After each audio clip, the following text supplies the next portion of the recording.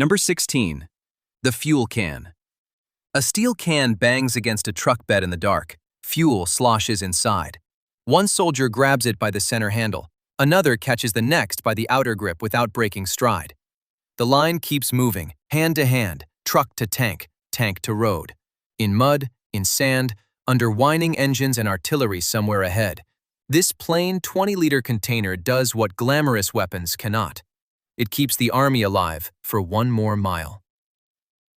Before the war, Germany standardized it in pressed steel. It held about 5 gallons and weighed roughly 45 pounds full. Its triple-handle design turned movement into rhythm. The British copied it. The Americans tried, fumbled, and then learned. By D-Day, millions existed. If one weapon changed World War II more than any other, it may not have been a gun, a tank, a radar screen, or a code machine. It may have been something small enough to fit inside an artillery shell. Start with the theft. In Norway, then in North Africa, Allied soldiers kept taking enemy fuel cans whenever they could get them. Not rifles, not optics. Cans. You only steal a container when the one in your own hand is failing. That was already happening while every army on Earth was learning the same lesson. Fuel did not win wars at the refinery. It won them in the last 50 yards. 20 liters, about 5 US gallons. Enough to matter, but not so much that one man could not wrestle it off a truck. Filled, it weighed roughly 45 pounds. That number made the whole system work. 45 pounds is heavy in daylight on flat ground. It is much heavier in mud, in blackout conditions, with engines running hot and somebody shouting for more fuel now. It is still light enough to move by hand. Fuel could keep flowing after the pipe ended, after the rail car stopped, after the tanker truck had done its part. Every larger system in the chain could work perfectly. If the final can leaked, jammed, glugged, or split, the tank still sat there, empty. The Germans designed for hands first. 3 handles, not 1. One soldier could carry a single can by the center grip, balanced. 2 soldiers could each carry 2 cans by the outer handles. A line of men could pass them side to side without turning wrists or shifting grip. Picture a refueling point at night. Cans knocking together, men bent forward in the dark. Seconds pile up into minutes, and minutes become vehicles waiting in a row. In 1935 and 1936, at Schwelm in Western Germany, engineers at Schwelmer Eisenwerk Mühle and Company worked on exactly that problem. Not range on paper, not engine output, handling. How do you move gasoline by hand, under fire, through sand, over ruts, into machines that cannot wait? German trial production reached about 5,000 cans in 1936. On July 8, 1937, the 20-liter standard container was officially introduced for military use. By 1939, thousands were already stockpiled before most of the world understood what kind of war was coming. The oddest witness is not a general. It is an American engineer named Paul Pleiss. In the summer of 1939, Pleiss was finishing work in Berlin and preparing an overland drive to India with a German colleague. They needed emergency water for the trip. The colleague took 3 military cans from Tempelhof Airport and mounted them under the car. A practical choice for a long road. Also carried the German design out of Europe before the war had fully opened. Halfway across India, the German colleague was recalled home. He left Pleiss something more useful than the cans themselves, the manufacturing specifications. In the summer of 1940, Pleiss shipped the car to New York with the cans still intact and sent 1 sample to Washington. The U.S. Army examined it. Then, somehow, they kept the broad outline and dropped the genius. The official paper trail is thin to the point of irritation. A sample reaches the Quartermaster General's office. After that, the record goes vague. The result does not.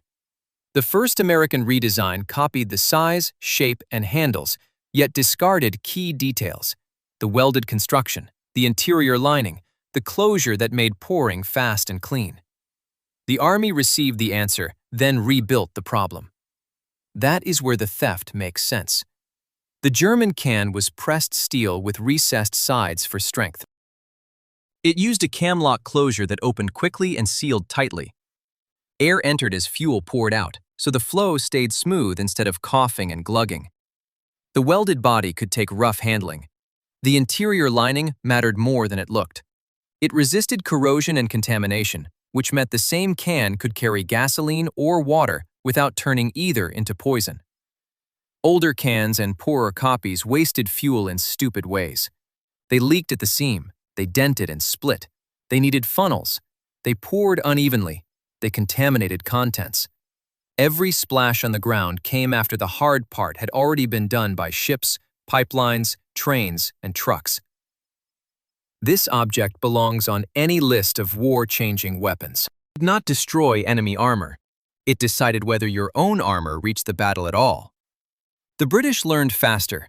After capturing German cans in Norway and later in North Africa, they copied the design much more faithfully. The Americans eventually followed. By VE Day, the Allies had nearly 21 million jerry cans in Europe based on the German original. That is why Allied soldiers stole enemy fuel containers. The German can was built from the numbers outward: 20 liters, 45 pounds full, 3 handles, welded seams, lined interior, and a cap that poured without a funnel. Number 15. The Semi-Auto Standard. The rifle let ordinary soldiers shoot like specialists. On January 9, 1936, at Springfield Armory in Massachusetts, the U.S. Army standardized a 9.5-pound rifle that could fire 8 aimed shots without the soldier touching a bolt. John C. Garand had spent the 1920s and early 1930s building it for that purpose. More infantry fire in the hands of ordinary men, not machine gun crews. Its barrel ran 24 inches. Its full length was 43.6. With M2 ammunition, the bullet left at about 2,800 feet per second. One piece of stamped metal sat at the center of the design, the en-bloc clip. 8 rounds went in together. 8 rounds came out together. When the last one was fired, the empty clip sprang free with that famous metallic ping. That sound built a myth. The story says enemies waited for it, heard the ping, knew the rifle was empty, and charged. It survived because it sounds clean and dramatic. The evidence points somewhere less cinematic and more important. The M1 changed the exchange before the reload. In a patrol clash, a hedgerow fight, a tree line suddenly alive with muzzle flashes, the man with the Garand could keep firing aimed shots while the man across from him was still lifting and working a bolt. It did not happen by magic, and it did not happen all at once. The first M1 the Army adopted in 1936 was not yet the war-famous rifle people remember. Early Garands used a gas trap system at the muzzle. In the field, it proved awkward to clean and unreliable. The rifle that became iconic in Normandy and Okinawa was, in a very literal sense, a corrected version. Before the United States entered the war, Springfield redesigned it around a gas port system. From 1940 onward, new production shifted to the improved mechanism. The legend stayed the same. The rifle that won its reputation in war was the revised one, not the first one on the paperwork. The larger point starts here. If one weapon changed World War II more than another, was it the object itself or the system that kept the object in the fight? The M1 is one of the clearest cases where the answer is both. A self-loading rifle looks impressive on a range table. It changes a war when millions of clips, spare parts, manuals, armorers, and trained replacements move with it. By late 1942 on Guadalcanal, that difference was no longer theoretical. Marines still carrying many bolt-action M1903 Springfields watched Army units arrive with M1s and saw the gap at once. Same jungle, same mud, same sudden engagements at short and ugly distances. One rifle let a soldier fire, reacquire, and fire again without breaking position to run the bolt. In open country marksmanship tests, that can sound incremental. In brush, where the first side to put 3 or 4 fast, aimed rounds on target usually wins, it changes the contact itself. Then the numbers come in. Springfield Armory eventually reached peak wartime production of about 1,300 rifles per shift. By the end of the war, That one armory alone had produced 3.1 million M1 rifles.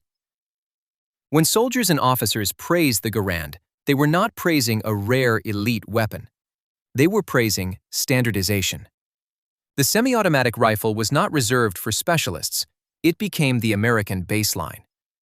That is a different military fact. Germany fielded excellent machine guns and later a revolutionary assault rifle in limited wartime form. The United States put self-loading fire into the default hands of the line infantrymen. Japan noticed. After Corregidor, Japanese forces captured M1s and tried to reverse engineer the design. The effort never got far beyond prototypes. That says something useful. The Garand was not only a clever mechanism, it was a manufacturing achievement, a maintenance program, and an ammunition supply habit. Copying the outline of the rifle was easier than copying the industrial environment that made it ordinary. The evidence keeps cutting against the myth. Yes, the ping was real. Yes, soldiers remembered it. But battle reports, training manuals, and the rifles spread through U.S. forces point to a less dramatic advantage and a larger one. The important interval was not the instant after the 8th shot. It was the 7 shots before it, delivered without the pause and motion a bolt action demanded. That is what sped up soldier-to-soldier combat in a way a fuel can never could. One made armies move. The other made every foxhole exchange move faster. General George S. Patton later called the M1 the greatest battle implement ever devised. That is the official version. On the ground, in 1942 and after, its users needed no slogan and no famous ping. They saw one man stay on target while another was still working his bolt. Number 14. The street sweeper. A Soviet soldier reaches the doorway first. Stalingrad, autumn 1942. The room ahead is black with dust, brick powder, and plaster smoke. He carries a wooden-stocked gun with a round drum under it, like a metal ration tin. This one holds 71 rounds of 7.62 Tokarev and spits them out at roughly 900 a minute. In a field, that weight would feel clumsy. In a stairwell, it feels like insurance. He does not need a perfect sight picture. He needs half a second before the man on the other side can lift a rifle. Hold on to that image. Not the parade ground profile, not the famous drum. The first step into a ruined room. In the winter of 1939 to 1940, Soviet infantry in Finland learned this the hard way. At close range, in forests, trenches, and sudden encounters, a compact automatic weapon could settle a fight before a rifleman had time to aim. So in December 1940, Georgy Shpagin's answer was accepted. The PPSH-41. It was chambered for the 7.62 by 25 mm Tokarev cartridge. It fired from an open bolt. It had a simple wooden stock. Above all, it was built for factories under pressure. Stamped parts, simplified manufacture, less peacetime elegance, more wartime output. Then Germany invaded in June 1941, and that trade became brutally practical. The Red Army did not need finely finished weapons first. It needed weapons now. The PPSH spread by the million, eventually around 6 million during the war by the most common count. This was not a gun designed to be admired on a bench. It was designed to be issued, carried, dropped in mud, picked up, and fired in places where battle had collapsed from maps into door frames. The war had a different geometry. Streets narrowed by rubble, factories turned into fortresses, basements linked by shell holes. A rifle still reached farther, but range was no longer the first problem. What mattered was who could flood 10 meters of space with lead before the other man finished turning. On September 15, 1942, Alexander Rodimtsev's 13th Guards Rifle Division crossed the Volga into Stalingrad. By then, the city had already been broken into separate killing compartments, rooms, corridors, stairwells, loading bays, workshops. Under Vasily Chuikov's 62nd Army, Soviet assault groups learned to fight at distances so short they sounded less like military operations than ambushes repeated building by building. In that setting, the PPSH stopped being merely a submachine gun. It became the cheap gun that turned ruins into killing zones. A loaded PPSH with its drum weighed about 5.45 kilograms. Empty, 3.63. Not light, not delicate. But in a room fight, the drum gave a soldier one huge advantage. He could enter with sustained fire already in his hands. No bolt to work between shots, no immediate reload after a handful of rounds. Just a burst sweeping a doorway, a landing, the dark edge of a machine room. The receiver was stamped steel because Soviet industry had no time to waste polishing surfaces nobody would see. The gun was industrial first, tactical by consequence, and tactical on a gigantic scale. You can hear the doctrine shifting. Not a line of marksmen, assault groups, engineers, grenadiers, men with automatic weapons moving in packets through wrecked structures. The city had chosen the weapon. In cleaner terrain, a long rifle could still dominate. Stalingrad was not clean terrain. It was distance smashed into fragments. The famous drum was not the whole story. The 71-round magazine made the PPSH iconic, but it could be slow to refill and not always the most reliable thing to trust with your life.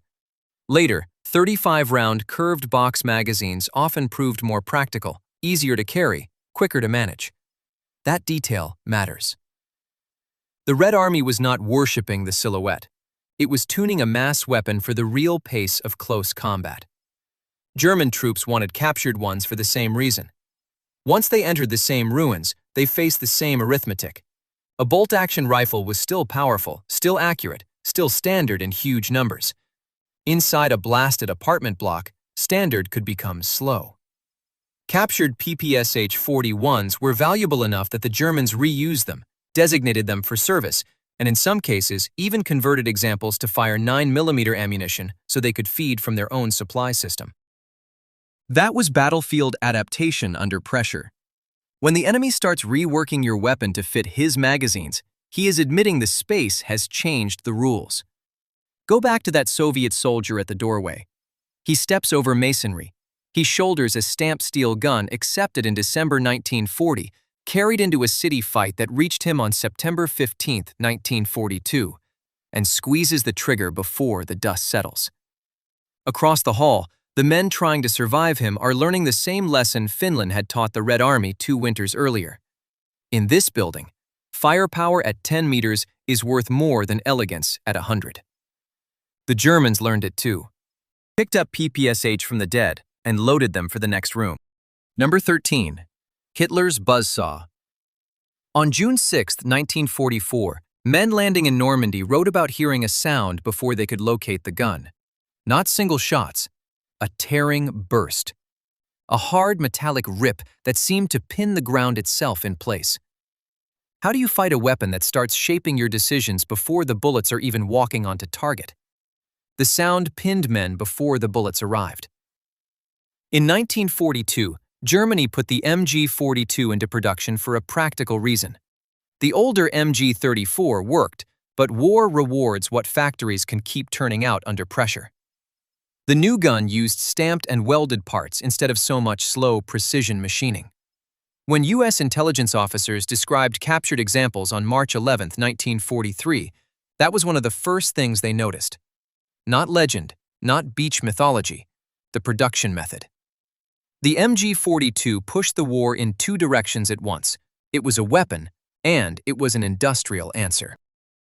Chambered in 7.92mm, firing at a cyclic rate usually given as 1,200 to 1,500 rounds per minute, and often cited in combat descriptions at around 1,550, it could throw about 25 rounds every second.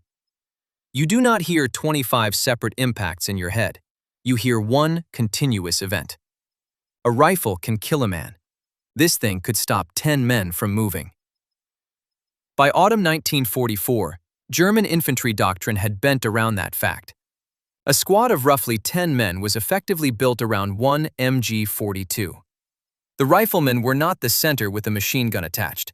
The machine gun was the center. The rest of the squad helped it move, feed, protect, and survive. When Allied infantry hit a hedgerow, a tree line, or a farmhouse wall, they were not meeting just another gun. They were meeting the hinge of the whole unit. Soldiers gave it names tied to sound for a reason. Hitler's buzzsaw was not poetry, it was recognition. The gun fired so fast that a burst could hit the nerves before the brain sorted out direction. In Normandy, a U.S. rifleman did not hear cleanly spaced shots the way he might with slower weapons. He heard a ripping mechanical roar. For a fraction of a second, that roar did part of the gun crew's work for them. One detail keeps this from slipping into myth. German doctrine did not tell crews to hold the trigger down and hose the landscape. A U.S. War Department intelligence bulletin from May 1944 noted that light machine gun bursts were supposed to run about 5 to 7 rounds because the weapon could not be held on target much longer. Under battle conditions, practical fire might be around 22 bursts a minute, or about 154 rounds per minute. The terror came from the gun's potential. The effectiveness came from control. That combination was nasty. The rate of fire was extremely high, but the use was disciplined. The burst was short because the gun was so violent that anything longer started drifting. So the crew fired, corrected, and fired again. Men on the other side did not experience that as a technical limitation. They experienced it as a wall that kept reopening every time they tried to rise. Then there was heat. An MG-42 barrel might need changing every 200 to 250 rounds. That sounds like a weakness until you learn the crew could swap it in under 20 seconds. Even the flaw was organized. The gun ran hot because it ran fast, and the Germans designed the team around that problem too. Assistant gunner, spare barrel, munition, movement, cover. Not just a weapon, a system. That brings us back to the question hanging over all these war-changing tools. If one weapon mattered more than another, was it the one with the biggest shell or the thickest armor? Sometimes no.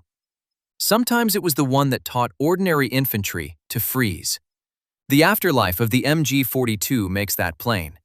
Roughly 400,000 were produced during the war. That number shows Germany had solved a manufacturing problem the MG-34 had not. After the war, its design ideas did not die with the Reich. The U.S. Army Ordnance Corps later acknowledged that the M60 borrowed features, including the changeable barrel and the camming feed mechanism. Even an enemy army looked at it and kept the useful parts. Later, in 1944, in Belgium, U.S. Army truck driver Private First Class Leonard Leniewski found an abandoned MG-42 lying in a field. By then, the weapon had already built its reputation across Europe. Men had heard it in hedgerows, at crossroads, in woods, and in villages. Leniewski wanted to send it home, but he did not know how to take it apart. So he found an English-speaking German prisoner. In a field in Belgium, beside an abandoned machine gun, he traded 2 packs of cigarettes for a lesson in disassembly. It is a strange ending for a gun with that kind of voice. Battlefield terror becomes a souvenir, then a museum object. A Mauser MG-42 from 1943 behind glass. But Allied armies learned something before it ever reached the display case. They had to train men not just to locate the weapon and outflank it, but to push through the first shock of hearing it. In 1944, soldiers were being taught, in effect, not to let the sound stop them in their tracks. Keep moving. Number 12. Stalin's organ. The weapon arrived like a storm and vanished like a truck. On June 21, 1941, one day before Germany invaded the Soviet Union, the Red Army formally accepted a new launcher into service, the BM-13. It did not look like the kind of machine soldiers usually turn into legend. No thick armor, no turret, no elegant gun shield, just rails mounted on a truck built to throw 132mm rockets weighing about 42 kilograms each. Unguided rockets. Inaccurate rockets. So why did veterans who had already faced artillery, tanks, and machine guns come to fear it so intensely? Within days, a small experimental battery was assembled under Captain Ivan Flerov and sent west. The timing says enough. Barbarossa had just begun. Soviet units were collapsing, retreating, reforming, and breaking again under a shock measured not in yards of trench, but in entire fronts coming apart. In that moment, a weapon did not need to win a tidy duel. It needed to hit before men could grasp what was happening. On July 14, 1941, at 15:15, Near the railway hub at Orsha, Flerov's battery opened fire. 7 launchers, 16 rockets per launcher. 112 M13 rockets leaving their rails in a single salvo. The target was not a tank line moving across open ground. It was a transport node packed with exactly the things an army cannot afford to lose at once: troops, equipment, trains, fuel, ammunition. Movement had condensed into a single grid square. That is where the larger shape of the war starts to shift. What matters more, the weapon that kills most neatly, or the one that smashes the system an army depends on? At Orsha, the answer was brutal. The launcher did not pick off one vehicle. It turned a rail hub into a blast zone before ordinary counter-battery fire could even start to answer. German reports described hurricane-like fire from an unfamiliar battery and heavy losses. Pause on that phrase. Not accurate fire, not sustained fire, hurricane-like. The language sounds meteorological because the experience did too. First came the rising shriek.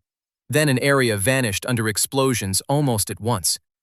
The MG-42 could lock down a lane, a hedgerow, a road. This spread fear wider. You were not pinned behind one wall, wondering which corner held the gun. You were somewhere inside the square where the sky had started firing. As pure gunnery, the Katyusha was compromised from the start. It was less precise than conventional artillery. Its rockets were unguided. Its range, around 8.5 kilometers, was useful but not miraculous. Fire once, and smoke, flash, and dust announced your position to everyone nearby. By those standards, it looked flawed. But a single rocket was never the point. What mattered was what the whole battery could do before the other side found its bearings. The launcher fired, the trucks moved, the battery vanished. That sequence was the innovation. A conventional gun line stayed in place, trading calculations and corrections. This drove in, unleashed saturation in seconds, and left before return fire could settle on it. It behaved less like classic artillery and more like an ambush scaled up to industrial size. Industrial is the right word. The launcher was only the visible end of the system. In July and August 1941, 214 factories were drawn into rocket armament production. July 1941 to December 1944, the Soviet Union produced 10,114 self-propelled multiple launchers. More than 12 million rockets followed. This was not just a truck with rails. It was an answer to invasion, built from steel stampings, chemical propellant, hurried assembly lines, and a repeated decision to trade precision for mass shock. Its nickname, Katyusha, is still not fully settled. Some sources tie it to a popular wartime song, others to the weapon's sound, others to the painted letter K from the Voronezh Comintern plant. The uncertainty almost fits. The name sounds softer than the experience. Soldiers on the receiving end were not really identifying a model designation. They knew a pattern: the scream, the salvo, the impact, the empty road a few minutes later. By October 1941, Flerov's unit was surrounded near Bogatyr. Major Russian accounts say the battery fired its remaining rockets and then destroyed its own vehicles rather than let the secret weapon be captured. Picture the scene that leaves behind: burned trucks, spent rails, mud on the retreat roads, and crews making sure nothing usable remained. The first teams understood what they were carrying: not a sniper's instrument, not a duelist's weapon. A machine built to arrive suddenly, unload terror across an area, and disappear before the enemy could answer. That closes the puzzle where it began. Soldiers did not fear the Katyusha because it was accurate. They feared it because accuracy was beside the point. Speed was the point. Saturation was the point. And above all, sound was the point. At 15:15 near Orsha, 112 rockets left 7 trucks. For the men at the rail yard, the warning was the rising howl. Number 11. The dual-purpose killer. South of Arras on May 21, 1940, a British tank crew looked across open ground and saw what looked like a good afternoon. The German rear areas were in disorder. Soft-skinned vehicles were burning. Men were running. Inside those slow Matilda tanks, the logic felt simple. keep going. Their armor had already shrugged off lighter anti-tank fire. The guns hitting them were too small, too late, too weak. Then a round came in from much farther out than expected. It changed the geometry of the field. Another hit followed, then another. This was not a tank duel. There was no obvious turret on the skyline. The fire was coming from a weapon the crews had not expected to meet there at all. The documents from Arras describe the opening shock clearly. Major General Harold Franklin's improvised British force struck the exposed flank of the German advance. It caught elements of the 5th and 7th Panzer Divisions. In Erwin Rommel's sector, the attack hit hard.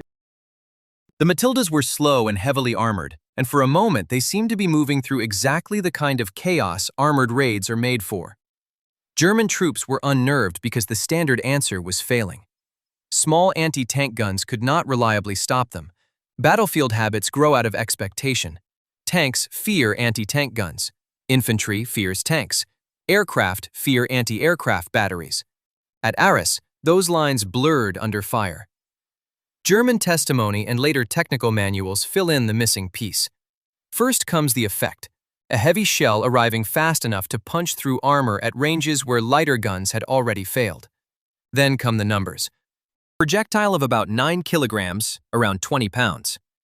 A muzzle velocity of 2,657 feet per second for armor-piercing capped ammunition. Penetration listed by the U.S. War Department at 5.07 inches of homogeneous plate at 500 yards, still 3.93 inches at 2,000. For a tank crew in 1940, that meant being hit before you had even identified what was shooting at you. The gun breaking those tanks was not designed as a tank killer. It was an anti-aircraft weapon. The 88mm Flak 18 and 36 family had been built to reach upward into bomber formations, to fire high, fast, and repeatedly. The Flak 36 could manage 15 to 20 rounds per minute. Its maximum horizontal range in U.S. wartime documentation ran to 16,200 yards.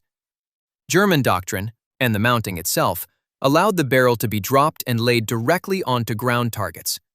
The same weapon scanning the sky could be leveled across a field at a Matilda. That sounds technical on paper. On the battlefield, it was deeply unsettling. A rocket barrage terrifies by mass and noise. This was different. It rewrote the local rules. If a gun could dominate the air roll and then turn into long-range anti-armor fire, the enemy's categories stopped helping. What looked like protected movement became exposure. What looked like standoff distance became killing distance. A tank crew could no longer assume that the threat in front of them belonged to the same fight they thought they were fighting. There is an argument among historians about whether Arras was really the birth scene of the 88 as a tank killer. U.S. wartime intelligence traced anti-tank use of German anti-aircraft guns back to experiments in the Spanish Civil War. May be true. Memory does not always attach itself to first use. It attaches itself to the moment people understood what they were seeing. Arras appears to be one of those moments. The British counterattack did not destroy the German spearhead, but it shook command confidence badly enough that it fed into the later halt order before Dunkirk. One gun's reputation grew at exactly the point when nerves were already stretched. That reputation soon expanded beyond France into legend. In North Africa, Allied soldiers sometimes called almost any incoming German shell fire 88 fire, even when other weapons were responsible. The name grew larger than the inventory. The actual inventory could still be formidable. At El Alamein, up to 86 of these guns were spread along a 50-kilometer front. Australians on the northern flank faced at least a dozen, and later captured or destroyed at least 7. By then, the pattern was established: sky, tank, bunker, infantry. One carriage, one silhouette. Multiple battlefield roles. Earlier weapons in this war accelerated fire, movement, or surprise. The 88 did something more corrosive. It made classification unreliable. The crew at Arras thought distance and armor were buying them time. Instead, they were driving into the reach of a weapon built for another target altogether. The shell that struck them came from a gun with direct laying provisions for anti-tank fire and indirect fire sighting equipment, a weapon that could start the day looking for bombers and end it killing tanks at 2,000 yards. Number 10. The pocket tank answer. In early 1942, at the U.S. Navy powder factory in Indian Head, Maryland, Lieutenant Edward G. Uhl stood behind a length of scrap pipe pointed over the Potomac River. He wore a welder's mask and heavy gloves. The thing in his hands was barely more than a tube with a rocket in it and a wire running to an electric trigger. The Army already had a 60mm shaped charge grenade powerful enough to threaten thicker German armor. The problem was getting that punch onto a target without wrestling a clumsy launcher and praying the shot went straight. How could something this small threaten steel measured in inches? The tube that made tanks nervous around foot soldiers. Tanks look invulnerable from the ground. A rifle round glances off. A machine gun rattles uselessly. An anti-tank gun works, but it is also a gun carriage, a tow vehicle, a crew, ammunition, and time to set up. So the common picture of anti-tank war in 1942 is big metal stopping big metal. Uhl and Colonel Leslie A. Skinner were working on a harsher answer. Not a larger gun, a smaller one. Their first launcher was improvised almost to the point of absurdity. Scavenged pipe, a rifle stock, homemade grips, electric ignition. The decisive idea was not the tube, it was the warhead. The rocket carried the same 2.36-inch or 60mm shaped charge concept the Army already knew could beat armor if it hit properly. So the tube did not need to smash through steel by speed alone. It only had to deliver the warhead cleanly. That sounds obvious now. It did not look obvious at Indian Head. Uhl fired the first live round across the river and felt almost no recoil. It mattered because a weapon that does not kick like a field gun can travel with infantry. Once anti-tank power walks on 2 feet, the battlefield changes at squad level instead of battery level. Earlier weapons in this war made units faster or deadlier. This one passed a tank-killing chance down to men who normally had to wait for help. But a workshop contraption is not a battlefield weapon until it beats the alternatives in front of people who can kill the project. That moment came in May 1942 at Aberdeen Proving Ground. 5 spigot mortar designs were tested against a moving tank target. They missed. Uhl, minutes before his turn, bent a coat hanger into a crude sight on the tube, aimed about 1 tank length ahead, and fired. He hit. That one shot did 2 things at once. It embarrassed bulkier competitors, and it made the weapon legible to the Army. General Gladion M. Barnes gave it the name bazooka, borrowing it from Bob Burns' comic instrument, because the launcher looked like a long, improvised tube, and because soldiers are very good at naming serious things unseriously. On May 20, 1942, General Electric's plant at Bridgeport, Connecticut, was told to begin an urgent production run. After a demonstration to Soviet and British delegations, General George C. Marshall ordered 5,000 for Lend-Lease. By June 24th, that first batch was complete and soon on its way to the Soviet Union. On July 10th, the production target was raised to 75,000 by the end of the year. The evidence piles up fast. Not because the bazooka was elegant, because it solved a problem no heavy anti-tank gun could solve. A towed gun can stop a tank column, but only if the gun is there. Launcher weighing just 13.26 pounds in the later M1A1 family, stretching 54.5 inches, with an aimed range of 300 yards and a maximum of 700, could go where the foot soldiers went.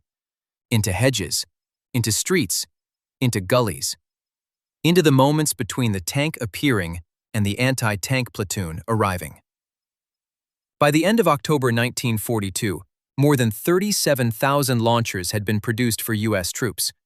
In November, during Operation Torch in North Africa, the M1 entered combat.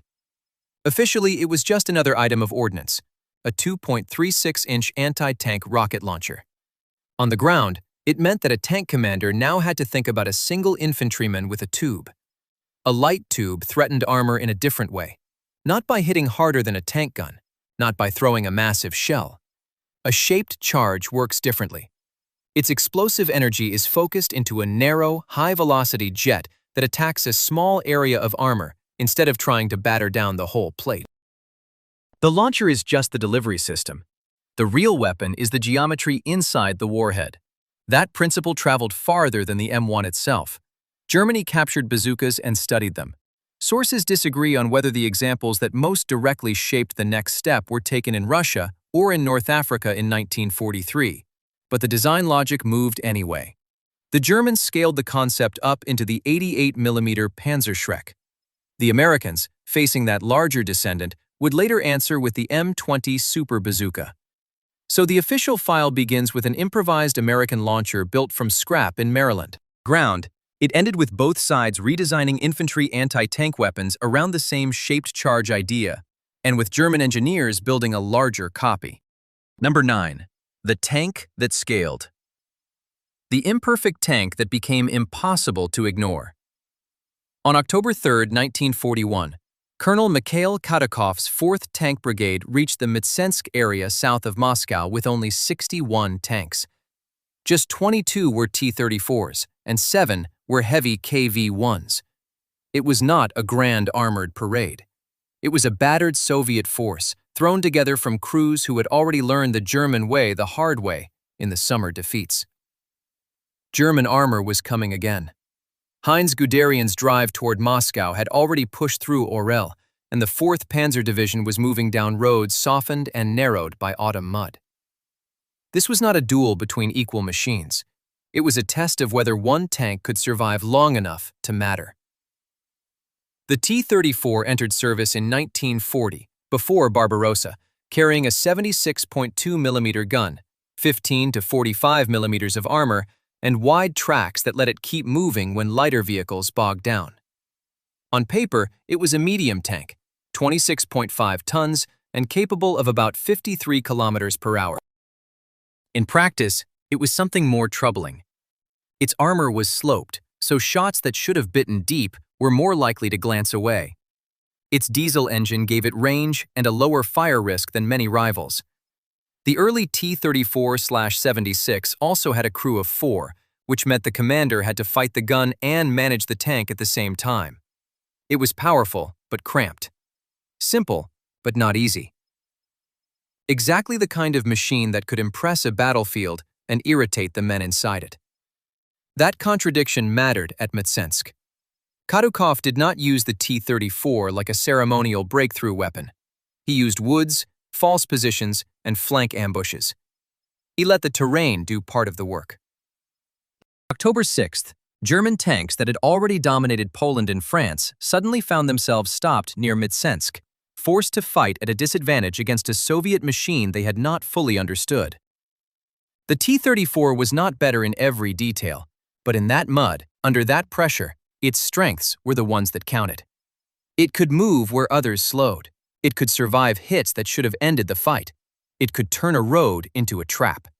German commanders noticed immediately. Guderian later demanded that specialists study the Soviet tank. The shock was not just tactical, it was industrial. The Soviet Union had already begun producing T-34s in 1940, and during the war, that production exploded into scale. The total wartime output reached roughly 54,000 tanks from 7 major Soviet plants, with 35,467 T-34/76s alone. That number changes the story. A flawed tank in small numbers is a problem. A flawed tank produced in those quantities becomes a system. The force was not one machine rolling out of a factory. It was thousands. This is why this tank was heavier than the bazooka. The bazooka changed what one infantryman could do to one tank. The T-34 changed what armored warfare looked like across the largest land front in history. It did it not by being perfect, but by being good enough where it counted and available in the numbers that modern war demanded. American testers at Aberdeen admired its hull shape and its logic, but the same testing also exposed the rough side of the design. After 343 kilometers, the tank broke down, with dirt getting into the air cleaner. That was the bargain hidden inside the legend. A tank that could terrify German crews could still frustrate its own. So the story at Mtsensk closes on a hard fact. German tanks met a vehicle they had underestimated, then were forced to redesign around it. The T-34 was praised by enemies and hated by many of the men who had to live in it. But the battlefield did not care about comfort. It cared that the tank was there, in scale, in motion, and in the right place when the attack arrived. The imperfect tank had scaled. Number 8. The invasion boat. Sea very rough, troops seasick, enemy fire heavy. On June 6, 1944, Navy coxswain Joe Crane drove a 36-foot wooden boat toward Omaha Beach through what he later called the roughest sea he had ever seen. The boat was only 10 feet 10 inches wide. It was built to carry 36 men, or a 6,000-pound vehicle, or 8,100 pounds of cargo. In good water, it could make about 9 knots. Omaha was not good water. Men were packed inside with rifles, radios, and Bangalore torpedoes. They waited in the kind of silence that comes just before the ramp drops. Ahead was Easy Red. Behind them, transports sat offshore. Between those 2 points sat the old amphibious problem that had wrecked landings for generations. How do you move an army from deep water onto an open beach without turning the approach into a killing zone? At about 7:40 that morning, Coast Guard photographer Robert F. Sargent caught both the solution and the cost in one frame. Company E of the 16th Infantry, 1st Infantry Division, stepping down into surf, mines, artillery, and machine gun fire. The photograph is so famous now that it can feel pre-written. It was not pre-written for the men in it. A few feet of water could drown you. A few seconds, bunched at the wrong exit point, could kill half a boat. Before this design existed, those seconds stretched longer. Soldiers had to climb over the sides under fire instead of going out the front. That fix did not begin with a grand invasion theory. It began with one officer watching closely in China. In the late 1930s, Marine officer Victor Brute Krulak observed Japanese landing craft on the Yangtze River. They had a bow ramp, and equipment came straight out the front. Krulak saw the value at once. Not elegance, not engineering beauty. Time. Seconds removed from the one place where seconds cost the most. He still needed someone who could build the idea at scale. That takes the story south to New Orleans. Andrew Jackson Higgins was not a naval aristocrat or a big-gun admiral. He was a boat builder from the bayous, used to shallow water, mud, reeds, and workboats that could go where ordinary hulls stuck fast. His Eureka boat already had the right instinct in it. A shallow draft hull that could run in close, hit bottom, and back out. The first troop version, the LCP-L, proved useful in 1942 at Guadalcanal and in North Africa. It still forced men to spill over the sides like cargo. The invasion boat that mattered came from those 2 pieces meeting. Higgins had the hull. Krulak had seen the ramp. By December 1941, prototypes existed with the feature that changed everything: the bow ramp. It was not glamorous. It was not heavily armored. It was a wooden boat that made invasions repeatable. That can sound smaller than a tank until you look at what it actually decided. A tank changes a battlefield you can already reach. This craft decided whether an army could enter the map at all.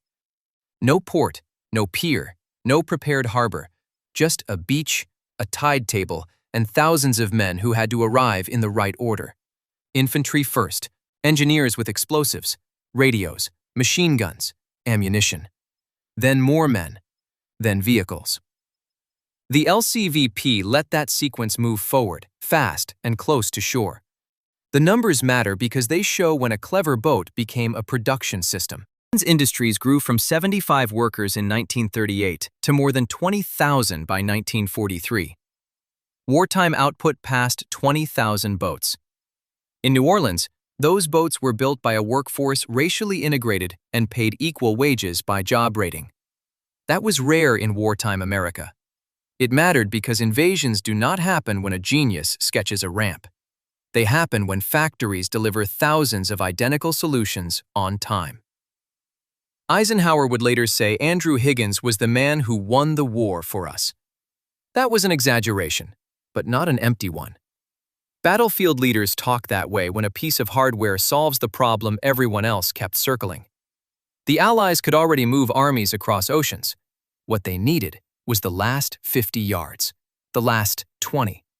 The moment when deep draft ships had to stop and human bodies had to keep going. The Omaha image matters beyond Omaha for that reason. The same craft, with the same blunt geometry, kept appearing in the Pacific and in Europe. It was built for the absence of a port. It was built to drive men into chaos, reverse out, and return with the next load. In earlier wars, men trapped offshore lived on the beach's timetable.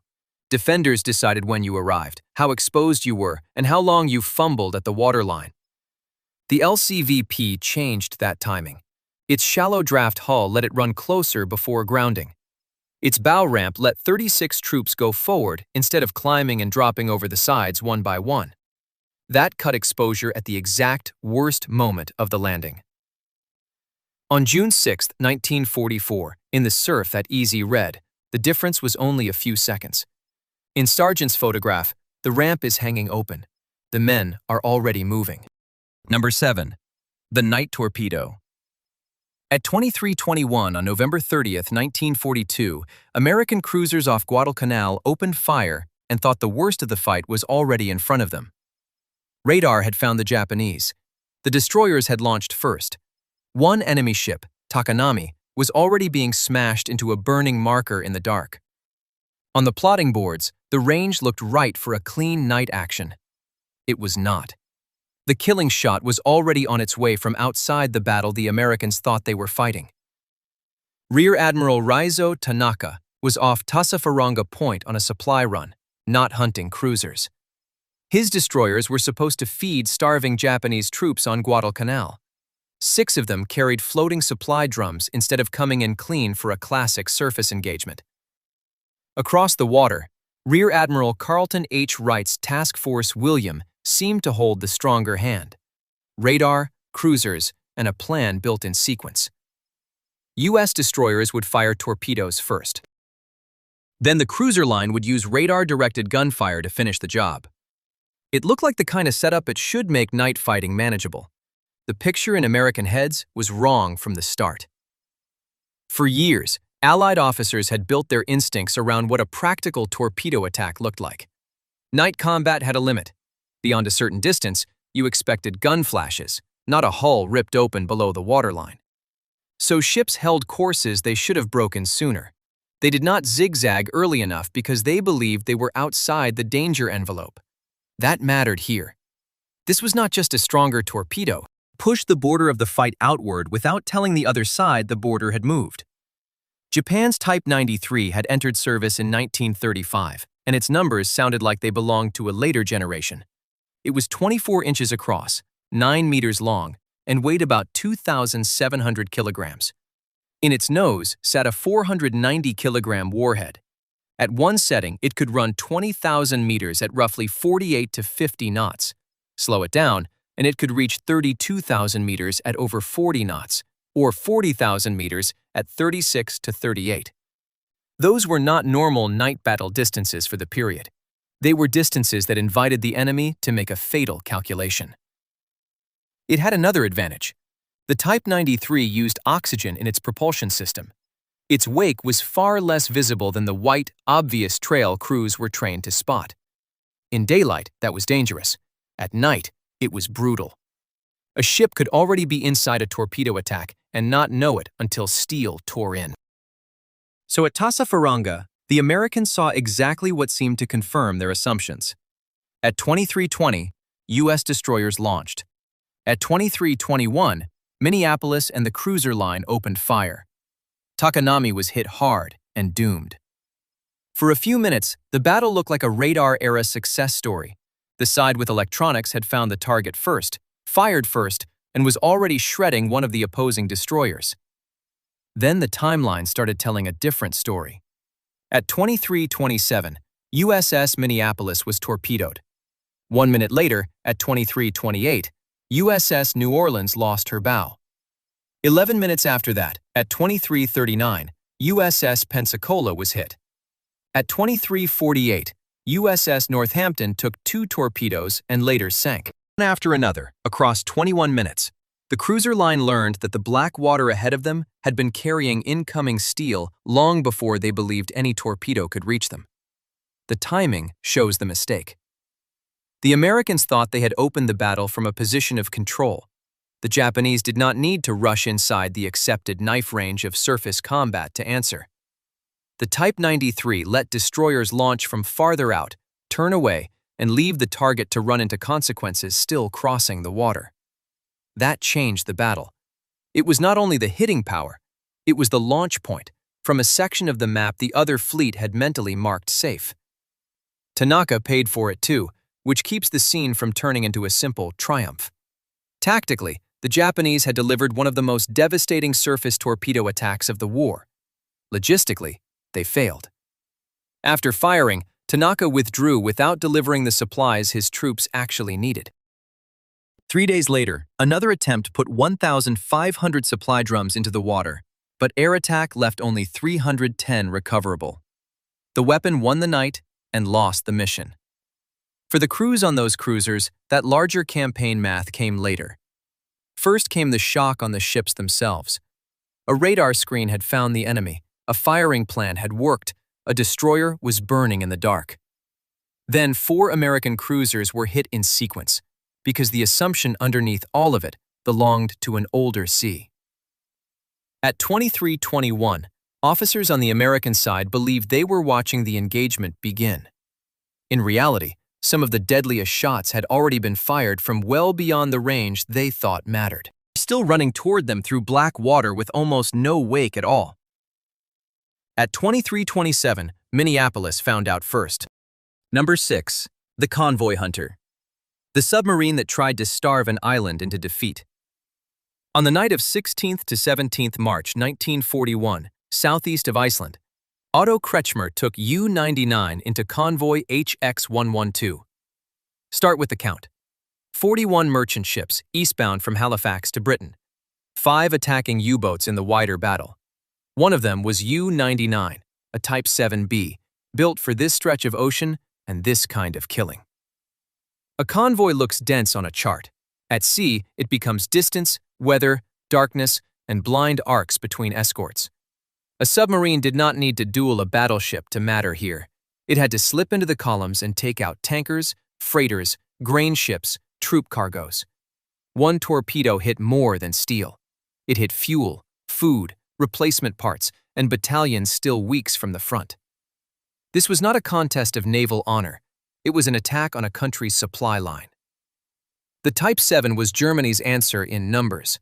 The main war workhorse, the Type 7C, would reach 568 boats commissioned. 4 bow tubes, 1 stern tube, 14 torpedoes carried, an 88mm deck gun with 220 rounds for targets too exposed or too fragile to waste a torpedo on. A surfaced range of 8,500 nautical miles at 10 knots, submerged only about 80 nautical miles at 4 knots. That last figure matters.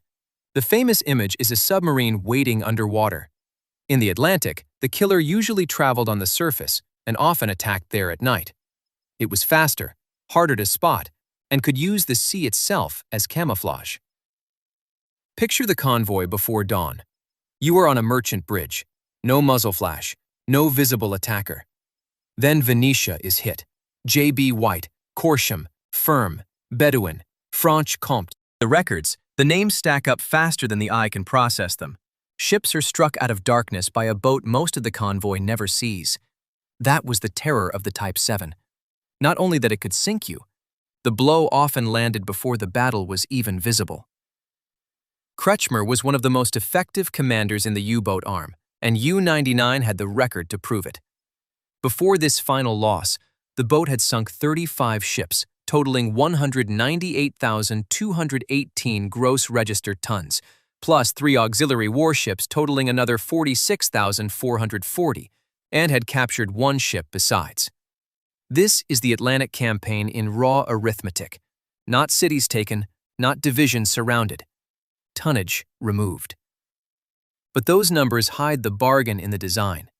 A Type 7 crew ran about 44 to 52 men inside a hull that could go to roughly 220 meters, 722 feet, before the sea itself became part of the attack. It carried enough torpedoes to slash at a convoy, not enough to dominate one indefinitely.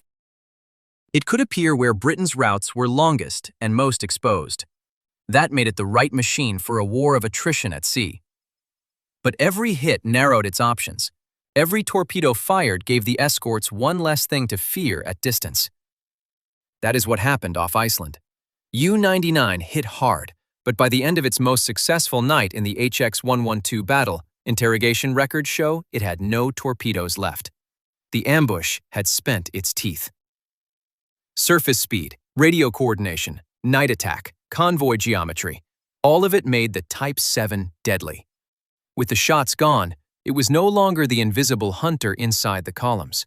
It was a damaged diesel-electric boat trying to escape while the escorts were already learning how to hear it. 3:37 on March 17th, HMS Walker gained contact. Nearby, HMS Vinok was recovering survivors from another U-boat, U-100. That gives the scale of the struggle closing around the convoy. Not one attacker, not one defender. A moving field of ships, signals, rescue work, sonar, and depth charges, all fighting over whether Britain's lanes stayed open for one more week. Walker attacked. Depth charges forced U-99 down, damaged her, and drove her back to the surface. 6 minutes later, at 03:43, Kretschmer scuttled the boat at 61.00 north, 11.48 west. 3 men died. 40 survived. Even the claimed damage that night turned slippery under inspection. German accounts pushed higher figures. British interrogation records mentioned claims of 86,000 tons for the patrol and 59,000 tons for that night. Convoy accounting for HX-112 lists 50,026 tons hit and notes that U-99's officer's torpedo claim was likely inaccurate. Battle confusion can do that. So can propaganda. The larger fact remains. The campaign had become a ledger. First came the screams in black water. Later came the shortages on an island. Officially, U-99 ended as a boat scuttled after depth charge damage, 3 dead, 40 captured. On the convoy routes, the same event meant a freighter gone from a column, cargo gone from Britain's books, and one more entry in a war measured in gross registered tons before the men in the water had even been counted. Number 5. The captured secret. Valuable documents have been obtained. That was the phrase. Dry, controlled. The kind of sentence you write when saying more would give away an advantage bought in blood. On May 9, 1941, in the North Atlantic, HMS Bulldog forced U-110 to the surface. A boarding party crossed over. Inside the submarine, in the cramped radio spaces, they found what had been sitting behind the convoy war: an Enigma machine and naval cipher papers. Nobody could announce that as a triumph, not publicly, not even widely across the Allied system. The prize was not the metal box with keys. Germany used Enigma machines and naval code systems to protect military communications, and Bletchley Park was trying to read that traffic every day. A machine on its own did very little. Naval Enigma was harder than the Army and Air Force versions. It had 8 possible rotors and 336 rotor orders, not 60. The war at sea also depended on procedure, daily settings, indicator habits. Short code groups, officer-grade messages. The paperwork turned random radio noise into meaning. The capture of U-110 did more than destroy one submarine. It started to remove certainty from every commander using naval radio. Orders could still go out, wolf packs could still be directed, convoys could still be hunted. But if the enemy was reading even part of that traffic, the hunter could be tracked and would not know why. In this war, once command loses privacy, steel begins arriving in the wrong square of ocean. At Scapa Flow, Bletchley's Alan Bacon examined the hull. The papers included settings and procedures for naval traffic that had resisted attack before, including officer-grade Enigma messages. Bletchley Park had recovered fragments earlier from weather ships and other sources, but this was the first great break at sea. For a time, it worked. Escorts could be shifted. Convoys could be bent away from patrol lines. U-boats that thought they were closing a trap sometimes met empty water. Then the picture changed. On February 1, 1942, the German U-boat arm introduced the four-rotor naval Enigma that Bletchley called Shark. The Atlantic went dark. For more than 10 months, Allied codebreakers were largely blind against the main U-boat cipher. The system that had become less deadly after the loss of U-110 became deadly again after the change. The story turns here from a captured machine to a trail of paper. Number 5 is Enigma at Sea, or, more precisely, the codebooks that made Enigma useful. The Short Signal Book. The Short Weather Cipher. 2 small manuals built for compression. A convoy sighting, a course report, a weather observation. Each could be reduced to short, predictable groups before encryption. That saved radio time for the U-boats. It also created the regular patterns Bletchley needed, the cribs that let mathematicians and bombs get a grip on the daily key. Without those books, an intercepted transmission was a locked door. With them, there were scratches around the keyhole. On October 30, 1942, near Port Said, HMS Petard and other ships spent hours attacking U-559 with depth charges, more than 100 of them. The submarine was crippled and abandoned, but it had not gone down yet. In darkness and swell, 3 British sailors climbed aboard the sinking boat: Lieutenant Anthony Fasson, able seaman Colin Grazier, and 16-year-old canteen assistant Tommy Brown. Timing could not have been worse. The submarine was dying under their feet. Compartments were flooding. Papers lay everywhere, wet, heavy, stuck together. Brown carried code books up to the waiting boat. Fasson and Grazier stayed below and kept searching. Then U-559 suddenly went under. They drowned inside. The decisive point is narrower than the legend. Some later accounts blur whether a usable Enigma machine came off U-559. The stronger documented fact is that the vital recovery was the surviving code material, above all, the short weather cipher and the short signal book. That was enough. The four-rotor system also had a weakness in some weather traffic. Under certain conditions, the fourth rotor could sit in a position that made the machine behave, in effect, like a 3-rotor Enigma again. Old methods could get back in through that gap. By December 13, 1942, Bletchley was reading enough shark-related weather traffic from December 5th to 7th to identify the positions of more than 12 Atlantic U-boats. That was the sharp change. Not one submarine found by luck, a whole field of them, fixed from signals they believed were secure. Later, by spring 1944, 96 U.S. Navy bombs were operational, and the average delay in solving U-boat daily keys fell to about 12 hours. None of this could be celebrated in the ordinary way. If Berlin concluded the cipher had been broken, procedures would change, books would change, rotors would change, and the window would slam shut. So ships could not always be saved when saving them would reveal too much. Attacks had to look accidental. Diversions had to look routine. Men died to protect a secret that was already protecting other men. Actually, the breakthrough remained compartmented. Publicly, there was nothing to announce. Valuable documents have been obtained. Number 4. The Invisible Wall. On September 15, 1940, RAF pilots were running for their fighters before they had seen a single German bomber. At Biggin Hill and Hornchurch, engines were already coughing alive, while the sky over southern England still looked empty. Men strapped in, took headings over the radio, and climbed into cloud toward an enemy that, for them, did not yet exist. No bomber could see the wall waiting for it. That advantage had begun 5 years earlier, on February 26, 1935, in a field near Daventry. Robert Watson Watt and Arnold Wilkins were not testing a gun, a shell, or an aircraft.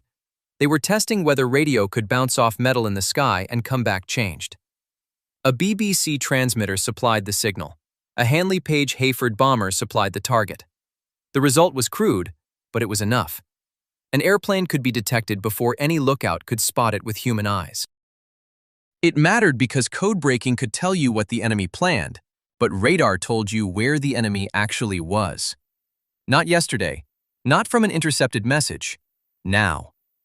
Within months, the work moved to Orfordness, then to Bawdsey Manor on the Suffolk coast.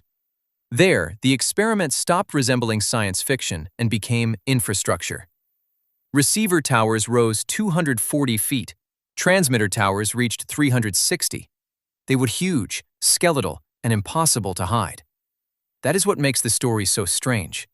Britain built one of the most important secret weapons of the war in plain sight. By September 1939, when war began, 20 chain home stations were already operating along the coast. The network could detect incoming aircraft at ranges up to 120 miles. Conditions of 1940, that could mean about 20 minutes of warning. 20 minutes does not sound like much until you picture the alternative. Without it, fighters had to circle for hours on standing patrol. They burned precious fuel, exhausted pilots, and often waited in the wrong place. With it, Hugh Dowding's system could keep squadrons on the ground and launch them only when needed. The towers by themselves were not enough. The killing power came from the network wrapped around them. Returns came off the sets and moved to Bentley Priory into the filter room. There, overlapping reports were cleaned, combined, and judged. From there, they went to group headquarters and sector stations. Controllers read the raid, calculated the approach, and sent fighters to the right altitude at the right time. The Observer Corps filled in what radar could miss. Radio carried the orders. Squadrons became moving pieces on a board the Luftwaffe could not see. So when German formations assembled over France in the summer of 1940, Britain often knew before the first aircraft crossed the channel. That was the unnatural part. A raid was still over the continent. British pilots were still on the ground. Yet controllers already had blips, tracks, estimates, direction. The battle started before the invaders reached English water. Chain home was not perfect. Early sets struggled with low-flying aircraft. Britain answered with chain home low, which could detect raiders below roughly 1,000 feet and down to about 500.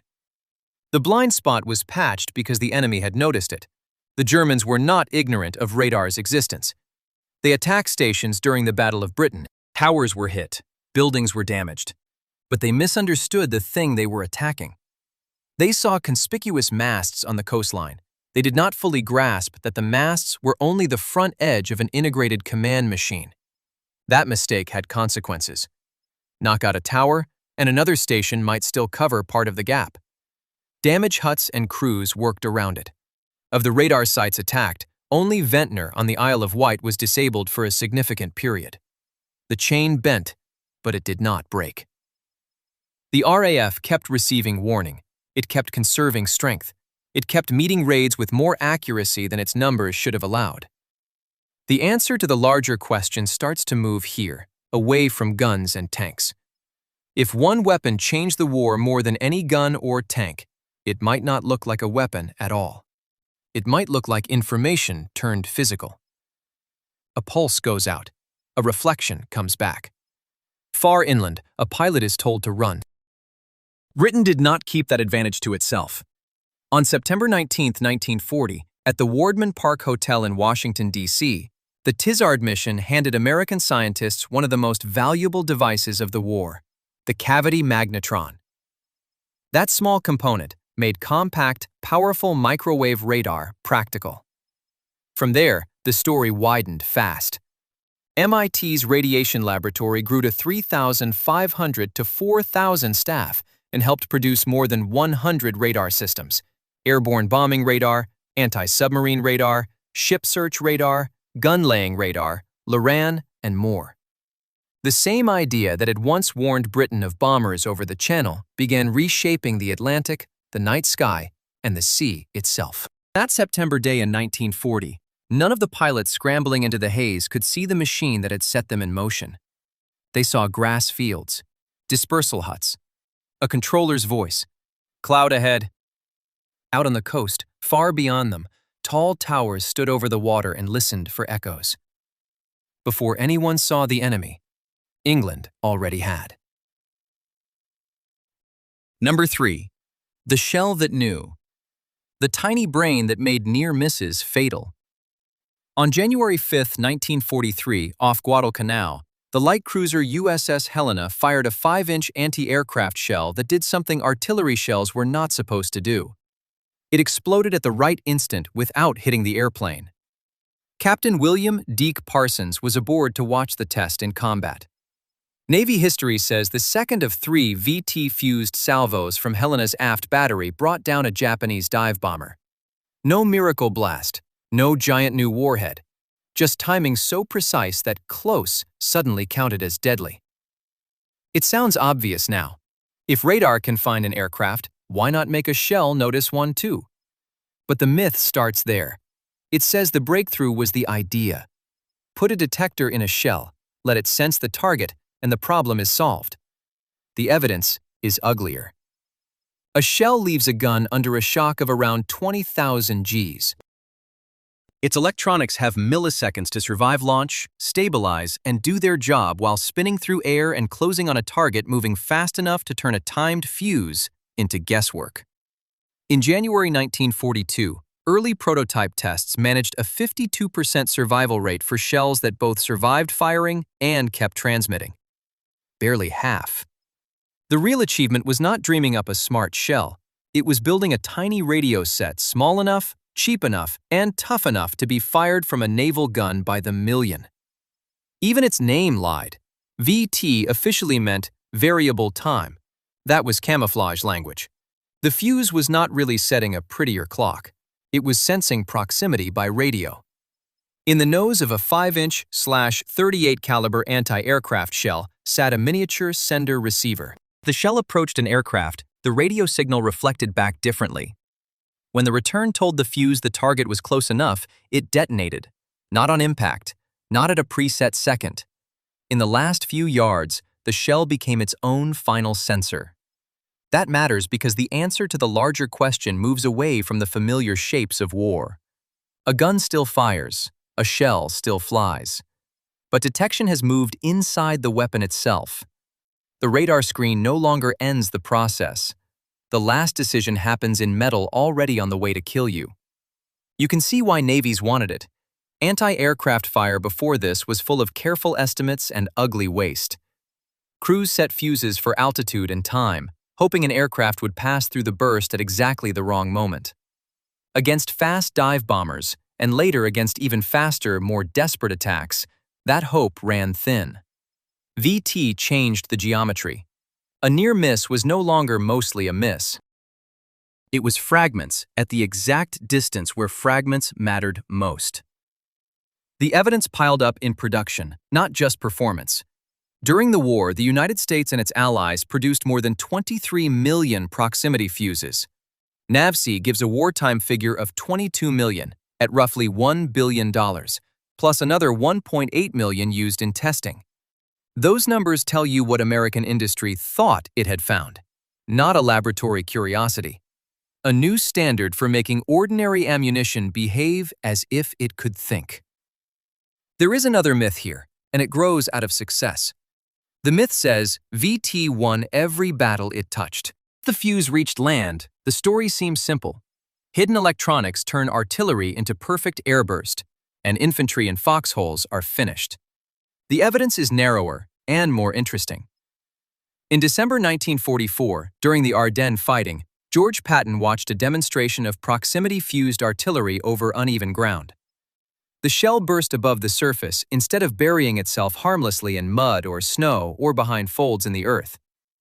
Around Echternach, Luxembourg, near the Sauer River, American artillery used these rounds against German troops crossing or withdrawing. The psychological effect was severe. Foxholes and tree cover no longer meant what soldiers thought they meant. A shell that burst overhead rained fragments down into places flat trajectory danger often missed. By that month, about 210,000 VT or POZIT artillery rounds had been prepared on the continent for Ardennes use. Official Army history adds a break to the legend. Post-war claims that the fuse decisively halted the German advance were, in its words, grossly exaggerated. That does not make the weapon unimportant. It makes it specific. VT did not single-handedly save the bulge. It made artillery more lethal in the exact moments when burst height, Broken ground and exposed movement decided whether men stayed pinned, crossed a river, or ran. The shell on January 5, 1943 seemed to know when to explode. It did not know anything.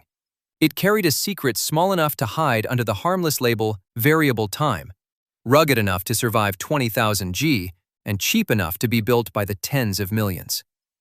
From the deck of Helena to the frozen fields near Achternacht, the official story was a wonder weapon. Ground, it was worse than that for the men under it. An ordinary shell that no longer had to hit you to be right. Number 2. The future rifle. In 1944, German soldiers asked for more of a rifle that could not save them. A weapon can arrive late, in a losing war, in numbers too small to reverse anything, and still matter. Some weapons win battles. Others quietly reset what every army expects a soldier to carry. On a drafting table in Suhl in 1939, Hugo Schmeisser was working on a gap the battlefield had already exposed. Bolt-action rifles could reach farther than most infantry firefights demanded. Submachine guns traded too much range for speed. German ordnance planners wanted something in between. Polta developed a shorter 7.92 by 33 mm cartridge, and Schmeisser's team at CG Henel began building around it. The idea sounds obvious now. At the time, it broke with habit. Armies had spent decades treating full-power rifle cartridges as standard, even when most men were shooting at much shorter distances. By July 1942, about 35 early MKB-42H rifles had passed field trials. They were not elegant miracles. They were practical arguments made of steel and wood. A 30-round magazine, a weapon 930 millimeters long with a 412 millimeter barrel, weighing 4.62 kilograms without its magazine. Heavy enough to feel like a real service rifle, but firing a shorter round with an 8.1-gram bullet at roughly 680 meters per second. Recoil dropped compared with a standard rifle cartridge. Control improved when the trigger stayed down. That trade was the whole point. The weapon could fire at roughly 500 to 600 rounds per minute. Unlike a classic submachine gun, it was still useful beyond street corner distance, around 300 meters in automatic fire, around 600 in semi-automatic. Not perfect at everything. Better at the range where frightened humans actually shot at one another. The rifle had to survive more than physics. It had to survive politics. Hitler resisted the project, so the gun was partly hidden behind a misleading name. Maschinenpistole. Submachine gun. MP-43, then MP-44. Bureaucratically, that mattered. Call it a new rifle, and someone powerful might kill it. Call it a variation of something already accepted, and it keeps breathing long enough to prove itself. It did prove itself, not in theory, but in reports from the Eastern Front. Here the weapon earns its real place. The rifle that lost the war, but won the future. German troops kept asking for more, because one man with this gun could do something armies had been trying to balance for years. He could fire controllable bursts beyond submachine gun range. Then he could switch to semi-automatic fire without carrying a second weapon or waiting for the squad machine gun to solve every problem for him. Picture the scene. Broken ground, a tree line or the edge of a village, or snow over churned earth somewhere in the east. The target is not 800 meters away on a parade ground firing chart. It is 80 meters, 150, 250. It appears, drops, runs, appears again. A bolt-action rifle is powerful, but slow. A submachine gun is fast, but fading. This new thing fits the distance where the war is actually happening. That is what links it to the larger question running through this whole story of World War II. Was the weapon that changed the war most a gun, a tank, a radar screen, a code machine, or something tiny inside a shell? Sometimes the answer is not the weapon that dominates its own war. It is the one that teaches every army how the next war's infantry will fight. By late 1944, the design had finally received the name people remember: Sturmgewehr 44, Assault Rifle 44. The title sounded revolutionary because it was. The battlefield reality was miserly. Wartime production is given at 425-977 MP-43, MP-44, and STG-44 variants. That sounds impressive, until you measure it against a collapsing Reich fighting on multiple fronts. On December 2, 1944, a German issue plan showed only 56 of 179 infantry divisions had 2 assault platoons equipped. Future distribution was tied not just to rifle output, but to ammunition. Even then, expected issue was only about 15,000 to 20,000 additional weapons per month. The future rifle had arrived inside a supply system that could no longer feed its own future. There were even exotic late-war experiments, curved barrel attachments, infrared sights, but those sat at the edge of defeat. Curiosities, not war-changing transformations. The main truth was simpler and harsher. Germany had built the template too late. After 1945, that template did not stay German. The central idea survived the regime, the factories, and the front lines that created it. A shoulder-fired infantry weapon using an intermediate cartridge, detachable box magazine, and selective fire was no longer an odd compromise. It became the default answer. Not every post-war rifle copied the STG-44 directly. That is too simple. Category it proved viable, the assault rifle itself, went on to shape the AK-47, the M16's world, and the basic expectation that a standard infantryman should carry something between an old long-range battle rifle and a close-range bullet hose. The STG-44 did not change Germany's fate. It changed what came after. Nearly 500,000 were built in a losing war. The idea they embodied armed the rest of the century. Number 1. The war-ending weapons. On July 16, 1945, in the New Mexico desert, J. Robert Oppenheimer watched the sky turn white. Trinity was the first full-scale test of the plutonium implosion bomb. It tore open the desert with an 18.6 kiloton blast and fused the sand into glass. The flash did not end the project. It proved that one of its 2 bets could work. The other bomb, Little Boy, had never been tested at all. It was a gun-type uranium weapon, 28 inches wide, 120 inches long, and about 9,000 pounds of compressed terror, built on the assumption that simplicity could replace certainty.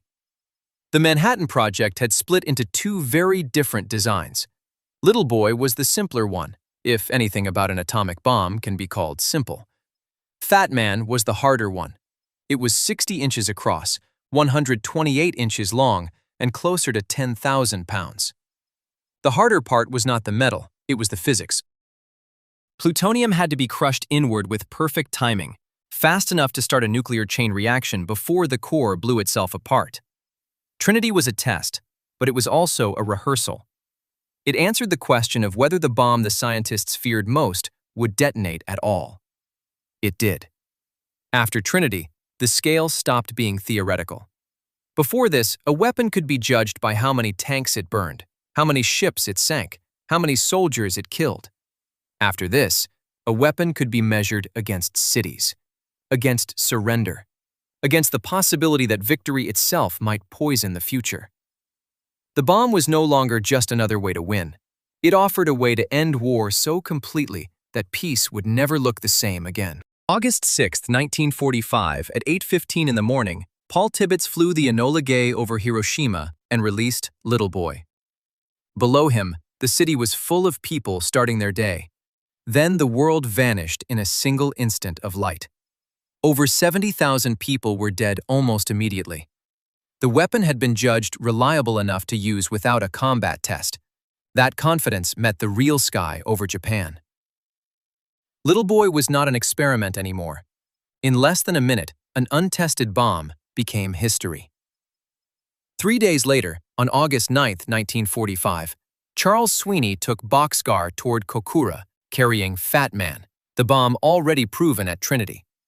The target was hidden by haze and smoke. The crew turned toward Nagasaki instead. At 11:02 a.m., Kermit Behan dropped the weapon, and Fat Man answered the test with a second city. Around 40,000 to 75,000 people were killed in Nagasaki, not because the bomb was meant for that city, because the weather said otherwise. The line between planning and catastrophe had become that thin. These weapons did something no earlier machine had done. A tank changed a front. A rifle changed a firefight. An atomic bomb changed the meaning of military victory itself. Japan announced its surrender on August 15th, and the formal end came on September 2, 1945. The deeper aftershock was not only political, it was psychological. Every government on Earth could now see that one bomb, delivered by one aircraft, could erase a city and force the world to think in entirely new categories. The argument is not only about whether the bombings forced surrender, it is about whether war had crossed into an era where winning could still feel like losing. Hiroshima and Nagasaki were not only the last blows of World War II, they were the first shadows of the nuclear age. After that flash, nobody could pretend it came from a battlefield.